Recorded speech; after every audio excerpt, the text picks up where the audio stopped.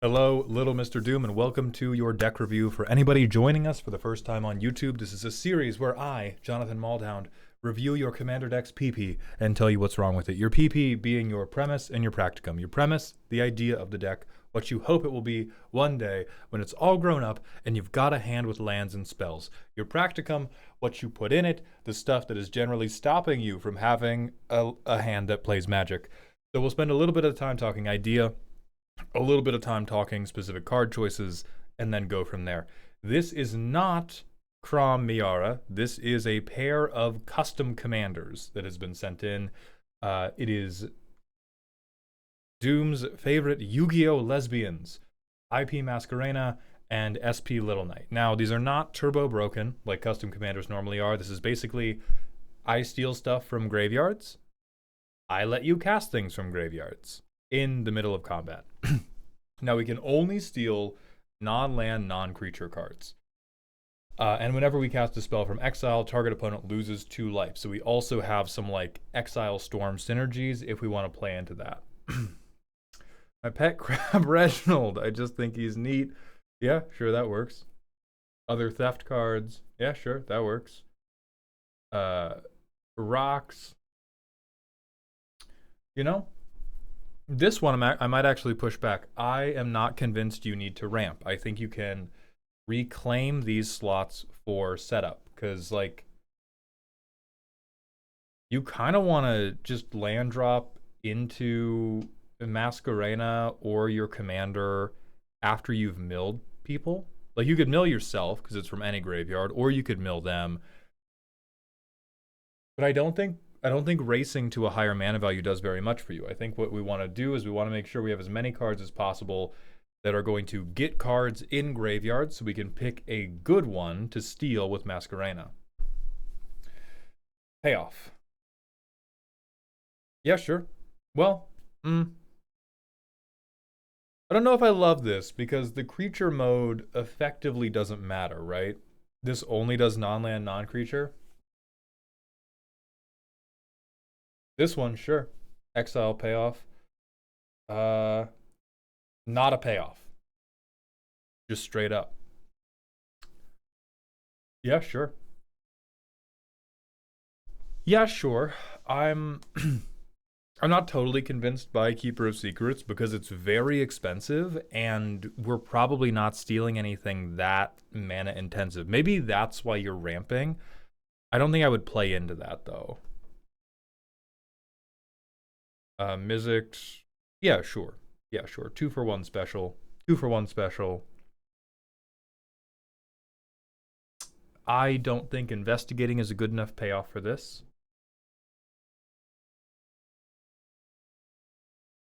Rassilon's not nothing.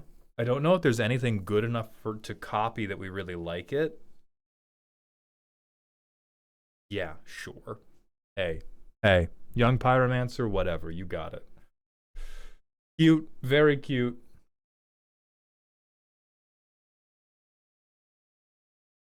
Yeah, totally reasonable. Very reasonable. I love that. Sure. Yeah, great. Appropriate. Great. Okay, so there's a few I'm not really totally on here, but for the most part, we've got the idea. Yeah, if you want to be like bracket 2, if you want to be bracket 2, you get a million silly cards, big dog. You get a million silly cards, roof. Even bracket 3, you get at least 1 silly card. You probably get up to like 10 to 15 silly cards in bracket 3. And then we have, I can't read this tag. Let me go to Visual Grid.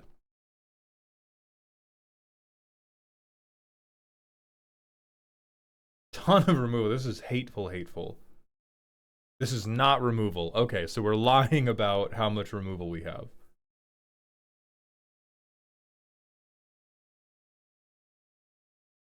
I like Ghoul Caller's Bell. Yeah, we need this. We have some flicker. I guess, yeah, she's a 2/3. No evasion. We either need flicker or we need a way to give her evasion. All right, yeah. Let's check it out. How is this functioning so far? Do we have graveyard setup? No. No, we have really expensive payoff, really expensive payoff, really expensive payoff, kind of expensive payoff, one land. How many lands are we on? 37? Okay. We have ramp, really expensive payoff, really expensive spell. No way to set up the graveyard though. Maybe this is how we want to do it though. Maybe your intention is I ramp, I cast a big honker, play my commander to exile the big honker, recast big honker with other commander. So I go land pass, land signet pass, land power stone pass. No lands, but I could Sublime Epiphany. I won't. I now Feshni, because I'm a child. No, I probably shouldn't. I Jill and I Wayfarer's Bauble and I crack Wayfarer's Bauble for a basic land on someone else's turn because I'm reasonable. Me when I'm Sublime. I make a token copy of Jill, dies to legend rule. I counter a spell. I draw a card. I bounce a permanent. Huzzah. So now my graveyard's set up. So now I'm going to pretend this is my 4 mana thing. I want to play Little Knight first, because I can only use the spells when she's attacking. So I need to get around her summoning sickness first. Turn 7 now. ETB. Exile Sublime Epiphany.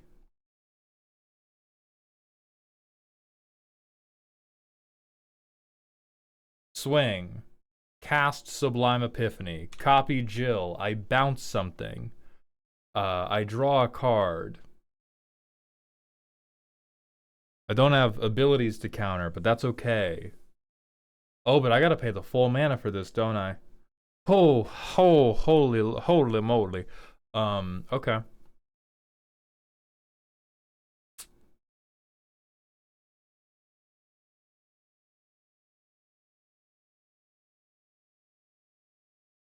That's tough. Okay.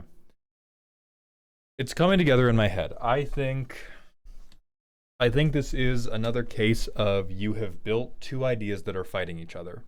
We have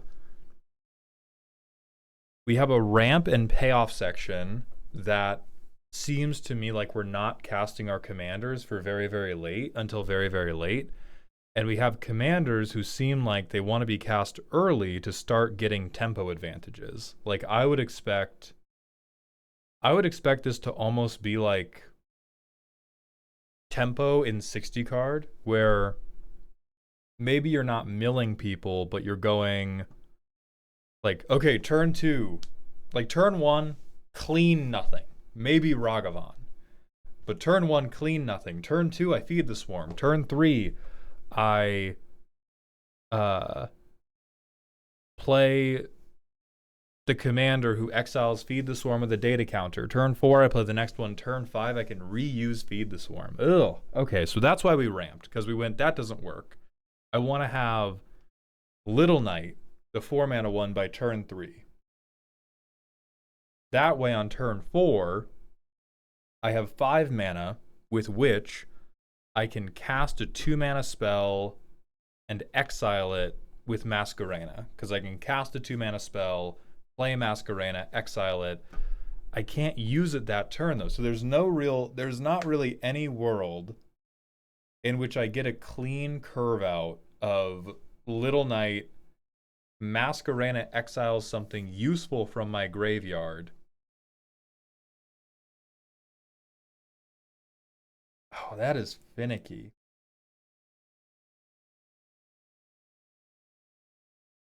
Okay. So what would I be wanting my payoffs to be? I think I would want my payoffs to be bodies to make me survive longer. So that makes me like Araxa still. That makes me dislike Don Andres. It makes me dislike Secret of Secrets. It even makes me dislike Mizzix. Makes me dislike Nalfeshni. Makes me dislike Rassilon. makes me dislike the 12th Doctor.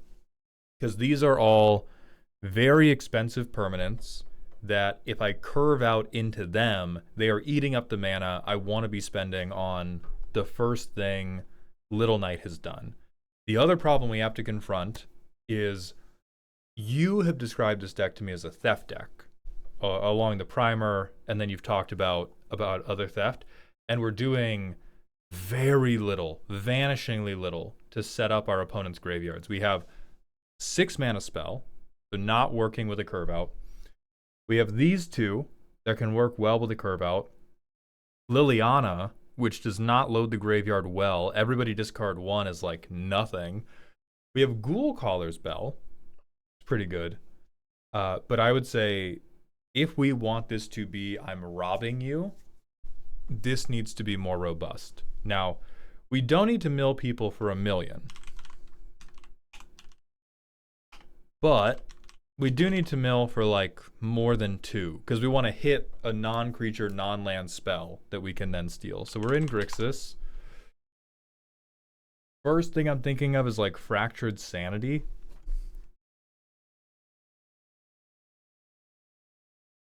You could fucking brain freeze. Mesmeric Orb would be good. Everybody would hate you, but Mesmeric Orb would be good. You could Mind Crank. You don't even have to combo with this for it to be good. But especially if you keep the cheaper ping payoffs.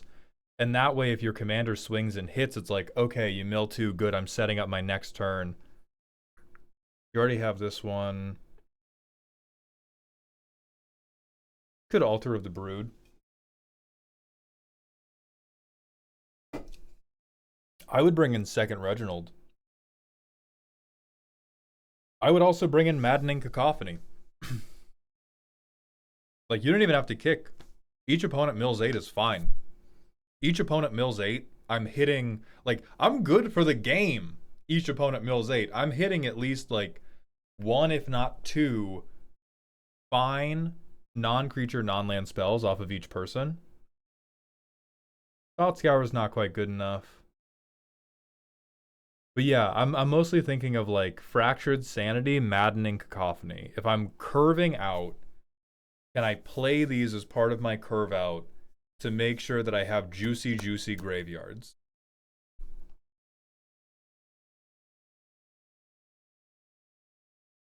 Because right now our opponent's graveyards are going to have, 0 juice. Land thing. Oh god, there was a tap land. Okay, so I played Sewers earlier and I kept Morgul on top. Who cares? I play my 4 mana thing. But there's not a... If I play the 4 mana thing here, there's no path by which I can exile and cast something my next turn unless my opponents have already cast something. But there's no way for me to mill them into it. So one of my opponents has played Swords to Plowshares. I exile it, I swing this, I sword somebody. Great.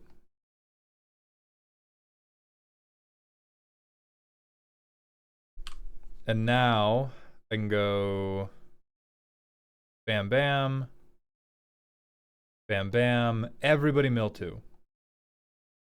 Great. It's turn 5. Our attacks really are not very good. We have a 3-4 and a 2-3, I believe. Yeah, 2-3, no keywords, 3-4 with first strike.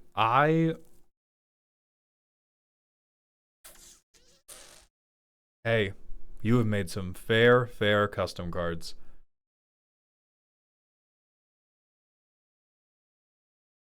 Okay, so point blank, I don't think this deck can win by casting other people's spells. I do not see a path for you to do it quickly enough while accruing enough value from it to have it matter with what people's graveyards are probably going to be. If you bring in some of these like earlier, okay, I'm going to make you mill like 8 to 14 cards to set up your graveyard so that I can steal something good, I believe in it a little bit more. But your commanders are so weak, and you need and you need so much time for these payoffs to generate lethal, that the way this deck works in my mind is I am spamming Infernal Grasp.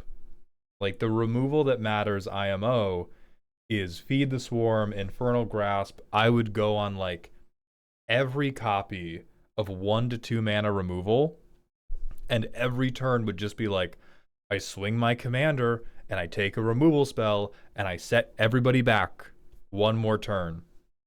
So I would be playing cards like it's a turtle card. Hold on. Oh wait, I think it's Shell Shock. Yeah, I love a pun. So anytime I could do it where it would deal with multiple problems at once, great. If it can only deal with one problem, that's okay, because I'm getting 2 uses out of each one. But man, do we not have a way to generate enough advantage quickly enough for the theft plan to really work? If we're down at like the bottom of bracket 2, okay, we do have to put way more work into setting up our opponent graveyards, because right now we're going to have nothing to steal until the late game. Not even nothing good to steal. It's just like stone cold nothing. Maybe we take a rampant growth. So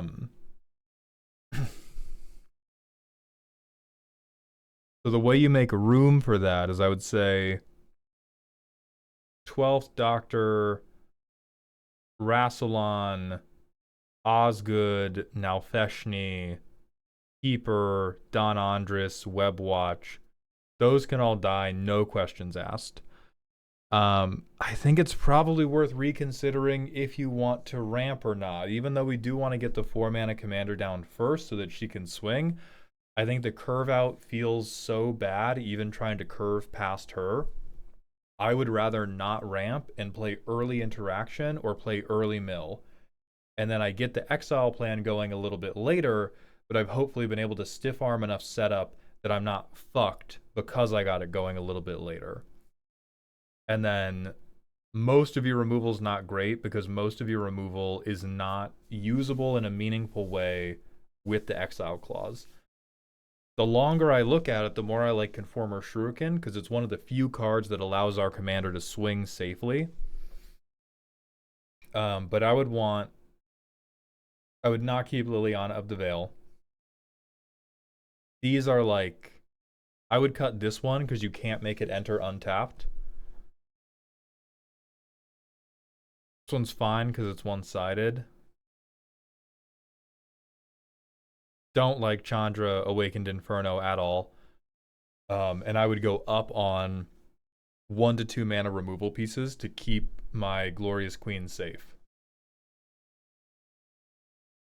Yeah, sure.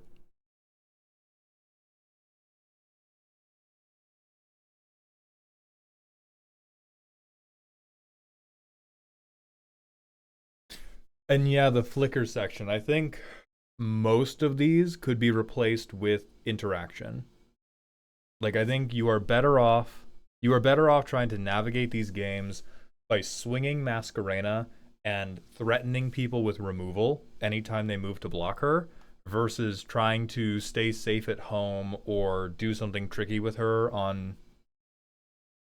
with the flicker game plan.